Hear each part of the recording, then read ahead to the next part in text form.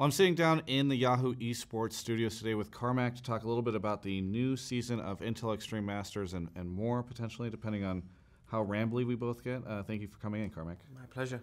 So first off, in just a couple days, I know Intel Extreme Masters is going to kick off with an event. You want to tell me a little bit about what that is? Yeah, we usually kick off every Intel Extreme Masters season in China. Most of the time, it's a trade show in China. Usually, we're going to China Joy this time, coming back after 2 or 3 years to Shanghai. It's the biggest gaming festival in all of Asia, one of the most important ones, and we're traditionally hosting a StarCraft event there with a little bit of a cherry on top with Cobra for the very first time actually holding an event outside of Korea, and we are co-hosting it. So pretty big deal for both of us. This is our first time officially cooperating with Cobra on something, and I'm not aware of any international corporations by Cobra as well. So it's very interesting, and I think there's a lot of reasons to be excited. So Shanghai will be exclusively StarCraft? That's correct. Shanghai will be exclusively StarCraft. We've got CS and League of Legends in the remaining events of the season. CounterStrike, obviously, not necessarily the best fit for Shanghai, for China. Right. And League of Legends, it's no secret that we don't run League of Legends events outside of the LCS calendar. Yeah. So we usually run events between Worlds and the start of the new LCS season. So you have, obviously, Shanghai. Do you want to run me through, I guess the rest have been announced now, right? And we know what's going to be at those? Yeah. So we're going to Shanghai this week. Then in November, we've got our Northern California stop, which is in Oakland. It's going to have League of Legends and CounterStrike. Then we're going to Korea, to Gyeonggi, which is very close to Seoul. And it's also a stadium event, so this will be our first stadium event in Asia for Intel Extreme Masters. And we're going to Katowice. Let's say Katowice with a twist. I'm not, okay. The details haven't been, the rubber stamp is still there to be pressed, but probably within maybe 3 to 4 weeks, we'll be able to talk about our detailed plans for Katowice. Very cool. So I'll try to get some more out of you in a second around that, but I think, so correct me if I'm wrong, but we're seeing Oakland is in November? That's correct. And then Korea is, I'm going to say Korea because I have a hard time pronouncing that city. That's in December. And then is finally, Katowice, is that returning in March? Yeah. Okay. So sort of similar to what we've seen previously with Katowice. So you say Katowice has a twist.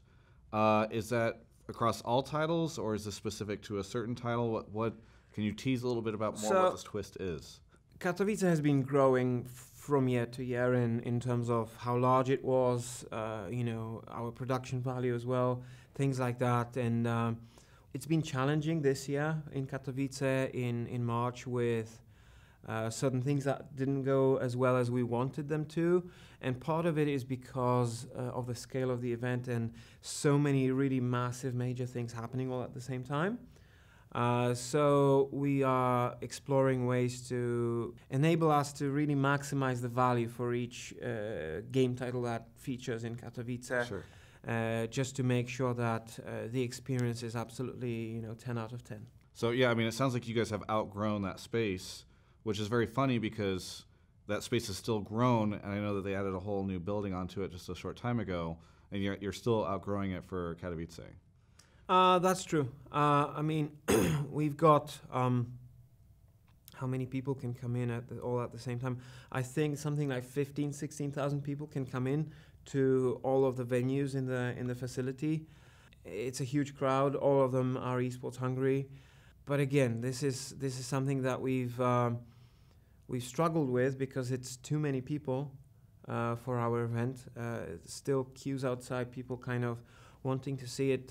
We needed solutions, and again, until we make it official, I'm not gonna say a single word, but I think we've come up with an interesting way to solve this. Very good. Well, hey, I know Intel Extreme Masters normally works in a sort of circuit system. Is that going to be the same situation here? Because I know that some of the stops have certain games, some of them don't. So how's that all going to work?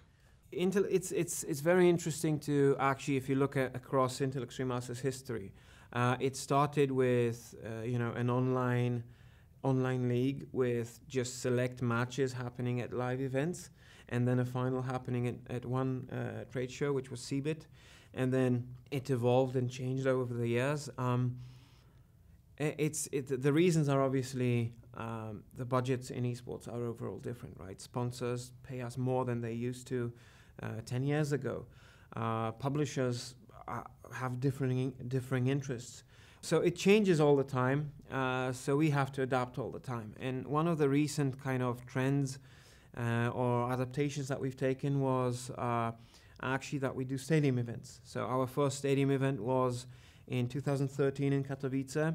I think that was the first stadium in the West, stadium event in the West of this scale specifically. And now we are up to 3.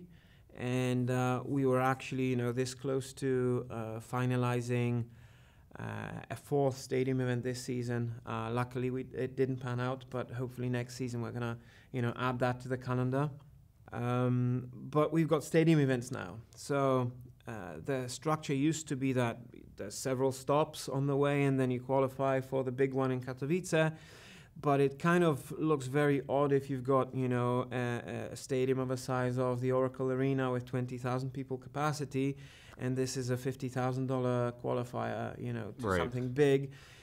It's kind of odd like that. So what we want to do is if it's a stadium event, it's a championship of its own. Obviously, Katowice will retain that, that history, that legacy, that trophy with all the names, but we want to make those, the IEM Oakland, the IEM Shanghai into those championships where people feel like, it's something of the right scale. Yeah, I mean, especially in the league scene, I know with sort of all this stuff happening alongside Riot Zone stuff, I feel like at a certain point in time, people started to not realize that some of these major stadium events were actually qualifiers for another major stadium event. So I'm sure that makes a lot of sense.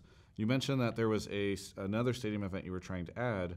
Can you say where that event was supposed to be?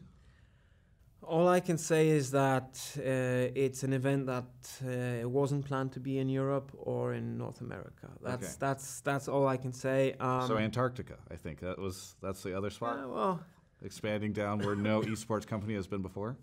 I don't think we're that intrepid, but okay. But no, it's a country I've never been to. But I guess you're gonna have to wait probably 9 months for us to maybe talk about this. It's just no use. Sure. It's just no use. But we were really this close to launching an extra event this season, but luck was not on our side. Well, next year hopefully. I know that you guys have these different stadium events. Previously had San Jose, now it's Oakland. Why the shift? And also, if you are going to shift within the U.S., why stay in the Bay Area? First, why stay in the Bay Area? Obviously, we've had 2 successful events there, and when it comes to why we go to Oakland, the reason is the complicated scheduling overall. We typically sign our sponsorships relatively late for an event of this scale, and if you book late, you have fewer choices. So we were juggling dates, and the dates that we really wanted were not looking great at SAP Center. So we moved to Oracle Arena in Oakland, and the added benefits of it were that you've got the BART system. You've got the airport very close, so it's fairly easy for people from San Francisco to get to Oracle Arena. It's 15 minutes with public transportation. We'll have to bring a bunch of the people from the Yahoo headquarters in Sunnyvale over to Oakland. I'm sure they'll be excited to attend that event in particular. Now, I also would love to sort of dive in. I know we've talked a lot about locations and stadiums, but let's talk about each of the different titles.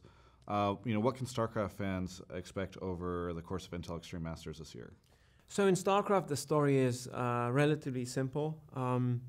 we are the part of the WCS circuit, where essentially players compete all year round almost to gain enough points to qualify and play at the World Championship, WCS World Championship at BlizzCon. And Shanghai is one of those events. Katowice was one of those events. Katowice was kind of that, call it a major, so to speak. So we're working hand in hand with Blizzard to make sure that the IEM season kind of contributes to the general ecosystem of StarCraft. For League of Legends, we've actually gone through a lot of changes. We've been talking to Riot, and obviously we've listened a lot to community feedback. They've always had a lot to say about Intel Extreme Masters. The vast majority of the feedback we've already addressed. We're going to include more teams than in previous years. We're going to include more regions than in previous years playing in Intel Extreme Masters. The details, we're probably 1-2 weeks away from finalizing that.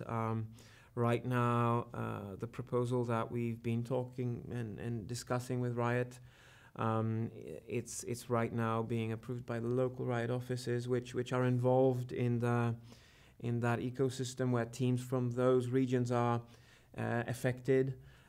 So that's basically pending feedback of those offices, and then we're ready to announce. And it's if we're looking at the feedback from the previous seasons, from that point of view, the season is much, much better. And we've also doubled the prize money. Okay, doubled the prize money. That's exciting. I'm sure the players will be excited about that. Is it safe to say that, I mean, it sounds like League is going to be on a grander scale now at Intel Extreme Masters. I think it's very fair to say that it's going to be larger in terms of the number of teams participating, the number of matches we're going to produce at those events.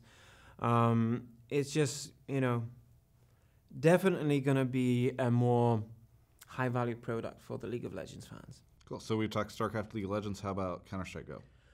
All right. So for CounterStrike, we've obviously we've got a big history in Intel Extreme Masters. Time has proven that it was a mistake to discontinue CounterStrike 1.6, and we decided to go back to CS based on how large, how successful, and how globally interesting the game has become.